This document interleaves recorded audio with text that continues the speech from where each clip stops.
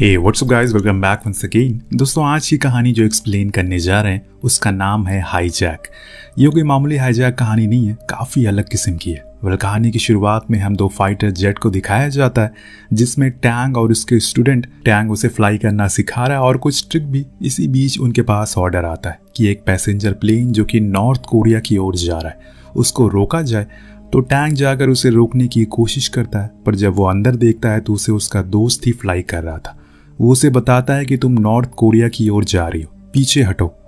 लेकिन वो कोई जवाब नहीं देता क्योंकि उनका प्लेन हाईजैक हो चुका है और ये बात टैंग को भी पता चल चुकी थी। उन्होंने बंदूक की नोक पर यह सब करवाया जा रहा है। यही बात वो अपने सीनियर को बताता है। तो वो कहते हैं कि अगर वो प्लेन नॉर्थ कोरिया के अंदर चला गया तो और मुसीबत हो जाएगी, इसीलिए एक काम करो, उसके एक इंजन पर शूट करो जिससे वो समुद्र में ही क्रैश लैंडिंग करे, तब हम उन्हें रेस्क्यू कर लेंगे।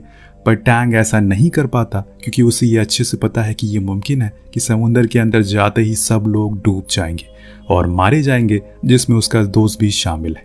इसीलिए वो ऑर्डर नहीं मानता और प्लेन नॉर्थ कोरिया में चला जाता है। देन जब टैंग और यानी ऑफिस पहुंचते हैं तो इनसे पूछा जाता है कि आखिर इन्होंने ऑर्डर क्यों नहीं माना, क्या वजह थी। वो बताता है कि इस चीज में एक खतरा था, पर उनका बॉस कहता है कि वो वहां जाकर वैसे भी मारे जाएंगे, कोई गारंटी नहीं है कि वो वापस लौटकर साउथ कोरिया आएंगे। अब तुम दोनों को सस्पेंड कर दिया जाता है, जो सुनकर टैंग बहुत मायूस हो जाता है, जिससे वो अपने घर लौट आता है और वहां से अपने दोस्त के घर जाता है जो कि वही पायलट है। उसके परिवार की टैंग से अच्छी बनती है, इसीलिए वो आए दिन उनसे मिलने के लिए जाया करता था। इस बीच एक दिन खबर आती है कि नॉर्थ कोरियन सरकार ने ऑर्डर दिए हैं कि जो भी पैसेंजर्स हैं उन्हें रिहा कर दिया जाएगा। ये सुनकर सभी बहुत खुश होते हैं क्योंकि ऐसा कुछ होगा उन्होंने कभी नहीं सोचा था। अब 2 दिन बाद टैंग और उसका दोस्त का परिवार एयरपोर्ट पहुंचते हैं अपने लोगों को लेने के लिए, लेकिन वहां जाकर उन्हें पता चलता है कि नॉर्थ कोरियन गवर्नमेंट ने सिर्फ उन लोगों को छोड़ा है जिनके पास कोई स्किल नहीं है, यानी कि 2 पायलट, एक डॉक्टर और 8 क्रू मेंबर। उन सभी को उन्होंने अभी भी अपने पास रखा है। नॉर्थ कोरिया में ऐसे लोगों की बहुत कमी है और अब वो यहाँ अपने देश लौटेंगे या नहीं किसी को पता नहीं है। ये जानकर पूरा परिवार टूट जाता है क्योंकि ऐसा कुछ होगा उन्होंने कभी नहीं सोचा था। उधर वहीं नॉर्थ कोरिया ने उस हाईजैकर को $10 मिलियन दिए क्योंकि उसकी वजह से उनके पास कुछ स्किल लोग आ गए। अब इस न्यूज़ को एक लड़का बड़ी ही गौर से देख रहा होता है जिसकी उम्र अभी मात्र 17 साल है।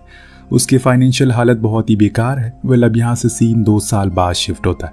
अब टैंग एक पैसेंजर प्लेन का पायलट बन चुका है और आज उसकी एक टाउन में लैंडिंग है जहाँ पर सिर्फ एक ही एयरपोर्ट है। यही वजह है कि यहाँ के लोग एयरपोर्ट पर बहुत पहले से आ जाते हैं ताकि कोई भी हड़बड़ी ना हो, लेकिन यह हर बारी होता ही है। इस बीच हम सॉन्ग को देखते हैं जो बहुत डरा हुआ लग रहा है। वो बार बार अपने पास की चीज़ों को चेक कर रहा है और डर रहा है। इसी बीच टैंग प्लेन को लैंड करवाता है जिसके कुछ ही देर बाद दरवाजे खोल दिए जाते और सारे पैसेंजर किसी बकरियों के झुंड की तरह उसकी ओर भागने लगते, जिसको देखकर प्लेन में मौजूद एकमात्र एयर होस्टेस मून घबरा जाती है। दरअसल उसका काम बस यही है कि जो भी पैसेंजर अभी चढ़े हैं उन्हें उनकी सीट पर बैठा दिया जाए, जो कि इस प्लेन में कभी टाइम पर होता ही नहीं है। सभी को विंडो सीट चाहिए होती है जो कि मुमकिन नहीं है और इसीलिए टैंग खुद आकर उन्हें समझाता है और कहता है कि प्लेन में सिर्फ 20 ही विंडो सीट होती है और ऐसे में हम हर किसी को विंडो सीट नहीं दे सकते, इसीलिए आप लोग शांति से बैठ जाइए वरना हमसे और देर हो जाएगी। उसके समझाने पर वो लोग मान जाते हैं और फिर प्लेन टेक ऑफ करता है। मेन पायलट हेनरी टैंग को कहता है कि आज तुम प्लेन को लैंड करवाओगे और मैं आराम करूंगा।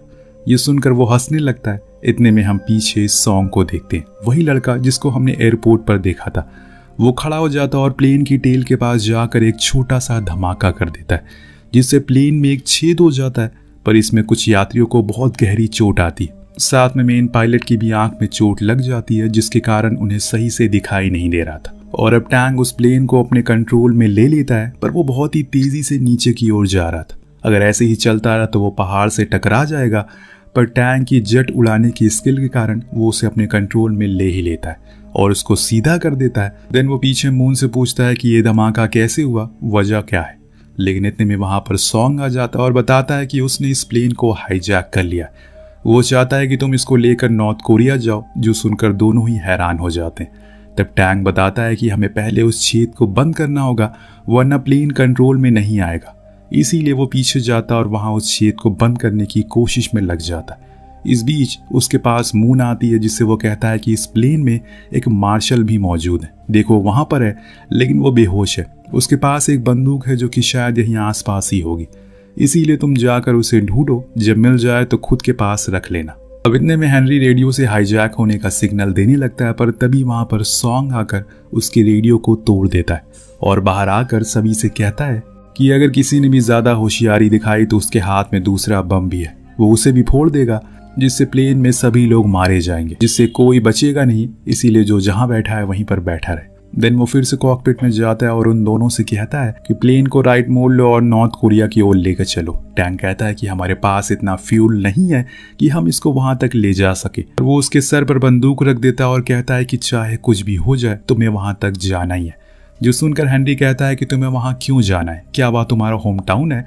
तो वो मना करता है और उन्हें एक न्यूज़पेपर कटिंग दिखाते हुए कहता है कि कुछ सालों पहले एक हाईजैकर को नॉर्थ कोरियन गवर्नमेंट ने $10 मिलियन दिए थे, क्योंकि उसने एक प्लेन हाईजैक करके वहां तक ले गया था, इसीलिए अब मुझे भी पैसे चाहिए ताकि मैं अमीर बन सकूं। वाह, क्या तरीका है अमीर बनने का। अब ये सुनकर टैंक को याद आ जाता है कि ये किसकी बात कर रहा है। उसके दोस्त का वो प्लेन कुछ सालों पहले हाईजैक हुआ था, जिसका आज भी उसे अफसोस है कि अगर उस दिन उस पर शूट वो कर देता तो शायद वो लोग बच जाते। और आज सेम वही सिचुएशन उसके साथ हो रही है। देखते हैं कि अब वो क्या करता है। फिलहाल के लिए तो उन्होंने उस प्लेन को मोड़ लिया है नॉर्थ कोरिया के बॉर्डर लाइन की तरफ। इस बीच पीछे बैठे लोग हिम्मत जुटाते हैं और प्लान बनाते हैं कि वो एकदम अकेला है और वो पूरे 50 हैं। अगर वो सभी मिलकर उस पर हमला करे तो उनकी जान बच सकती है, इसीलिए वो उनके आने का इंतजार करने लगता है। वहीं कॉकपिट में टैंक को एक आइडिया आता है। वो अपने कैंपस को तोड़ देता है और फिर अपने सबसे करीबी रनवे को ढूंढने लगता है। इतने में वो मार्शल को भी होश आने लगा था, इसीलिए सॉन्ग उसको रस्सी से बांध देता है, क्योंकि उसे पता है कि वो आर्मी में है और उससे ज्यादा ताकतवर भी। इतने में पीछे से वो बंदा जिसने प्लान बनाया था वो सॉन्ग पर कूद पड़ता है। उसे उम्मीद थी कि बाकी के लोग उसकी मदद करने के लिए आएंगे, लेकिन अफसोस कि सबने उसे धोखा दे दिया, इसीलिए उसने अकेले उस पर वार किया और पूरी ताकत से लड़ाई भी। एक समय आता है जब सॉन्ग उस पर अपनी बंदूक तान देता है, जिससे वो डर के हार मान जाता है।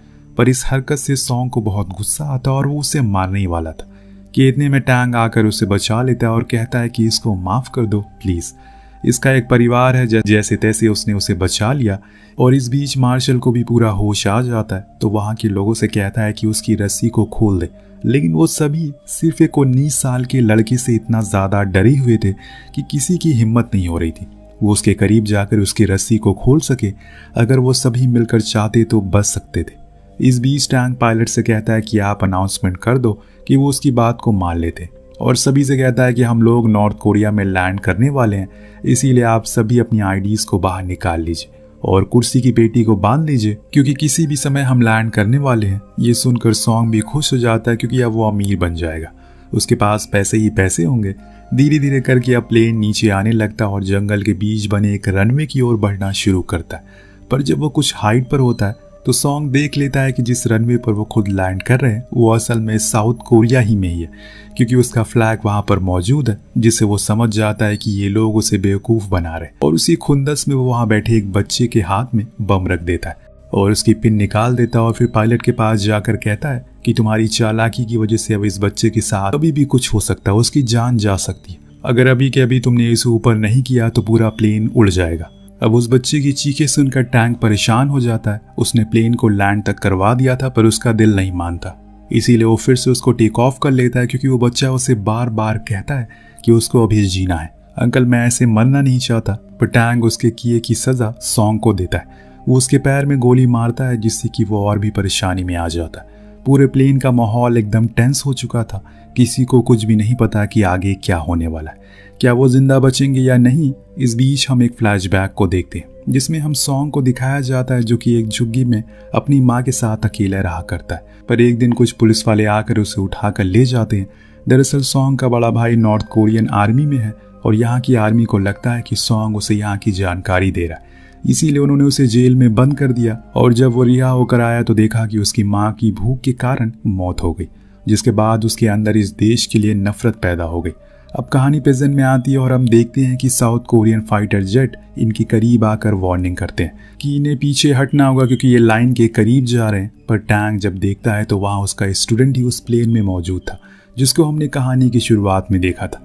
वो उसे समझाता है कि उनका प्लेन हाईजैक हो चुका है और वह ऐसा नहीं कर सकता। सभी की जान खतरे में है। पीछे बैठे सभी को अपने देश की आर्मी को देखकर लगता है कि वो उनकी रक्षा करेगा, लेकिन वो उन पर वार्निंग मिसाइल छोड़ने लगते हैं जिससे कि सभी डर जाते हैं। तो वो जेट का पायलट टैंग यानी कि अपने सर को बताता है कि अभी हालत पहले जैसे नहीं रहे, north Korean fighter jet stand of पर है। जैसे ही आप वहां पर एंटर करोगे वो जंग शुरू कर देंगे, इसीलिए या तो आप पीछे हो जाओ या हम इस प्लेन को यहीं पर नष्ट कर दें।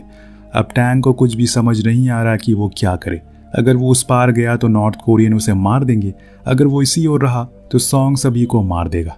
उधर अब बहुत देर हो जाने के बाद भी जब वो आगे बढ़ते ही रहते हैं तो जेट उस पर एम लॉक कर देते हैं, लेकिन टैंक का स्टूडेंट बार बार उनके बीच में आ जाता है ताकि टैंक को थोड़ा और समय मिल जाए। अब बस वो कुछ ही मीटर की दूरी पर था कि तभी टैंक उस पूरे प्लेन को 90 डिग्री पर घुमा देता है। आखिर है तो वो एक फाइटर जेट का पायलट ही, उसकी इस करतब की वजह से सॉन्ग इधर उधर गिरने लगता है क्योंकि वो खड़ा था, न सीट बेल्ट लगाई हुई थी और बार बार टकराने की वजह से वो बेहोश हो जाता है। इसी का फायदा उठाकर टैंक उसके पास जाकर उसे पकड़ने लगता है, पर सॉन्ग को तभी होश आता है और वो टैंक के जख्मों पर चाकू से वार करता है।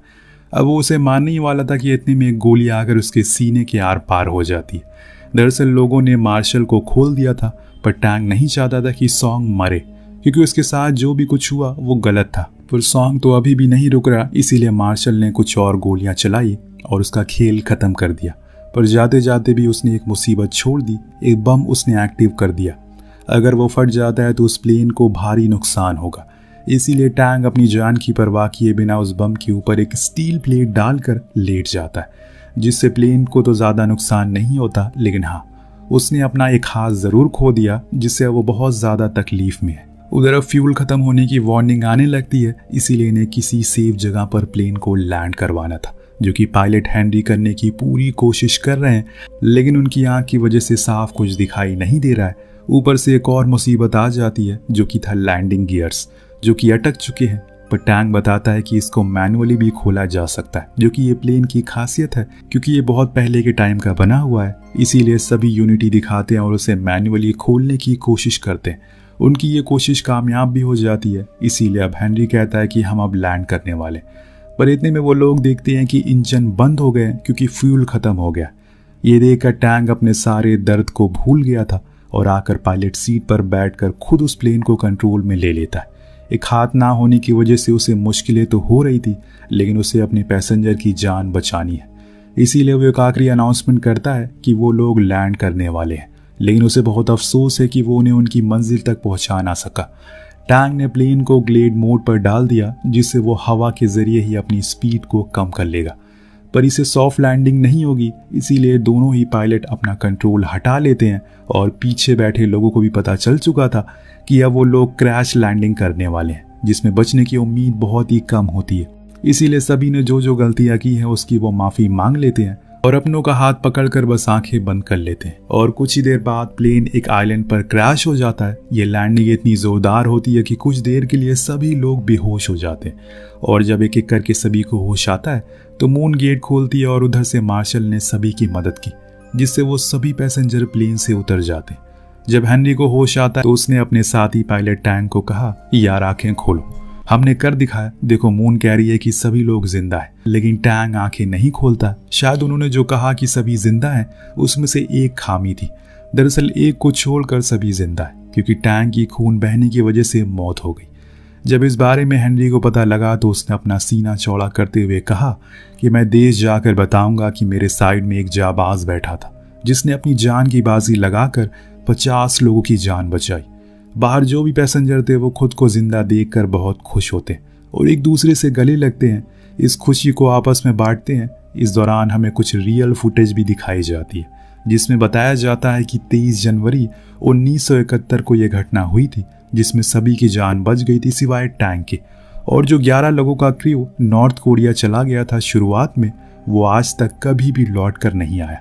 जिसके साथ इस कहानी का यहीं पर अंत हो जाता है। वेल दोस्तों, अगर वो चाहते तो उस लड़के पर कंट्रोल कर सकते थे, लेकिन ऐसा तभी होता जब सब साथ होते। इसीलिए कहते हैं कि एकता में ताकत होती है। वेल आपको कहानी कैसी लगी नीचे कमेंट करके जरूर बताएगा। मिलते हैं अगली वीडियो में। Thank you so much watching. Peace out.